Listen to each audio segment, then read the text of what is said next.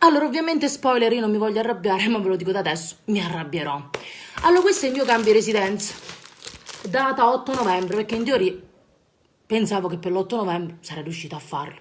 Inizia a fare la mail, no, non funziona, no, è sbagliato, no, guarda, questa è la circoscrizione, devi andare di qua perché devi andare di là. Io sono abituata a Lucumuni Spultore, no, che tu vai là, ci stanno le colline, l'uculore, il sole, la gente è tranquilla.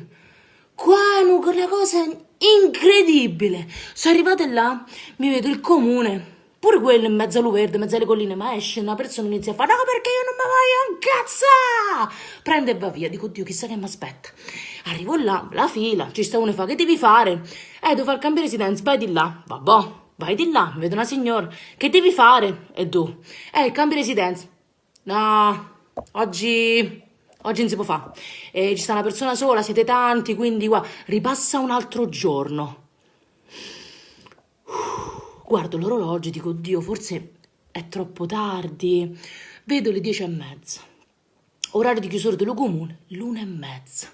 Oddio, allora ti viene normale fare il paragone con il tuo lavoro. Mi sono immaginato una famiglia, ma una persona, guarda, diminuiamo, una persona che viene alle 9:30 e mi fa, ci sta a posto, devo mangiare.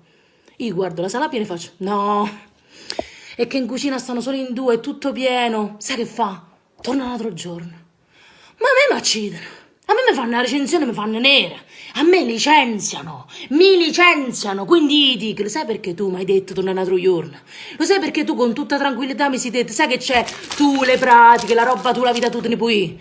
Perché tanto a te non succede niente, a te lo stipendio da sai che dovrebbero fare voi? Vi dovrebbero dare uno stipendio base e poi vi dovrebbero pagare a provvigione ogni persona che tu servi. Pigli qualche cosa, un centesimo a persona, sai quanto guadagni al giorno? Una frega! Ma siccome tu guadagni nonostante tutto mi manda alla casa 2 ore prima, allora te ne ne frega niente. Poi dice non fanno niente, sicuramente non sono tutti così, per carità.